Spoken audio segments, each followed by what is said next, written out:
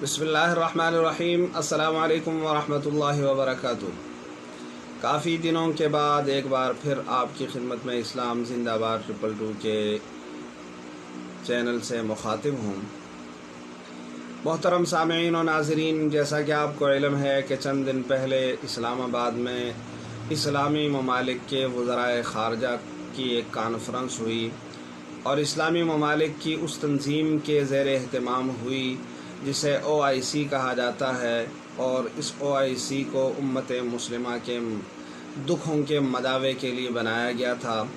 और जिन लीडरों ने बनाया था बहुत बड़ी कद-आवर शख्सियात थी, जिन्होंने उम्मत मुस्लिमा के दुखों को समझते हुए इस तंजीम की बुनियाद रखी थी। क्योंकि उम्मत मुस्लिमा की मिसाल एक जिस्म की है, जैसा कि आक़ा दो जहां सल्लल्लाहु अलैहि वसल्लम ने फरमाया कि अल-मुअमिनु का जसदिन वाहिदा, कि मोमिन एक जिस्म की मिसाल है। इन इश्तका ऐनुहु इश्तका कुल्लु, अगर उसके आँख में दर्द होगा तो सारे जिस्म में तकलीफ़ होगी, और इसी तरह फरमाया अगर उसके सर में तकलीफ़ होगी तो सारे जिस्म में तकलीफ़ होगी। तो उम्मत मुस्लिमा को इकट्ठा करने के लिए, उम्मत मुस्लिमा को जोड़ने के लिए जनाब ज़ुल्फ़िकार अली भुट्टो मरहूम ने, जनाब शाह फैसल मरहूम ने और जनाब कर्नल मुअम्मर अल-क़ज़ाफ़ी ने इस तंजीम की बुनियाद रखी और इसे एक इस्लामी बुलाक बनाने की कोशिश की, और इसी के तंजीम के थ्रू मगरिब के साथ बराबरी की सतह पर गुफ्तगू करने की कोशिश की। लेकिन साजिशें इतनी हुई कि इन तीनों कद-आवर शख्सियात को रास्ते से हटा दिया गया, और इतना भयानक तरीक़े से हटाया कि जिसकी मिसाल नहीं मिलती। मोहतरम दोस्तों और बुज़ुर्गों, इस तंजीम का मकसद उम्मत मुस्लिमा के दुखों का मदावा था, लेकिन ये तंजीम अब नुमाइशी तंजीम बनकर रह गई है। अगरचे इजलास होते हैं और खुश आइन हैं, होने भी चाहिए, लेकिन फ़कत नशिस्तन बर्खास्तन गुफ्तन तक ये इजलास महदूद नहीं होने चाहिए, बल्कि इसके लिए अमली इक़दामात उठाने चाहिए और इस तंजीम को फ़ाल करना चाहिए। अभी तक इस तंजीम के जितने भी रुकन ममालिक हैं, वो किसी एक मसले पर भी एक मुत्तहिदा मौक़िफ़ नहीं रखते। चाहे वो कश्मीर का मसला हो, उस पर भी एक मौक़िफ़ नहीं है।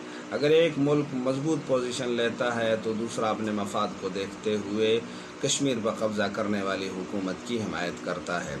मसला फ़लस्तीन को देख लीजिए कि मसला फ़लस्तीन पर भी एक मौक़िफ़ नहीं है, बल्कि रियासत इसराइल को तस्लीम करने वाले कई ममालिक मौजूद हैं और कई तस्लीम करने का इरादा रखते हैं, और कई ऐसे हैं कि जो कंज़र्वेटिव फ्रेंड ऑफ इसराइल के हिमायत याफ्ता हैं।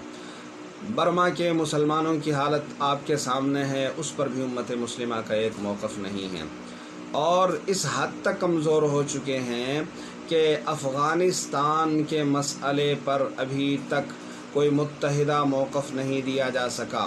कम अज़ कम इतना तो कर लें मुसलमान के अफ़ग़ानिस्तान की जो नई हुकूमत है उसे ही तस्लीम कर लें और उसके लिए तगोदो और कोशिश कर लें। अभी तक उम्मत मुस्लिमा की ये जितने भी ममालिक इस तंजीम के रुकन हैं वो बिखरे हुए हैं, उनका मौक़िफ़ बिखरा हुआ है, कोई ठोस मौक़िफ़ किसी एक मसले पर भी नहीं है।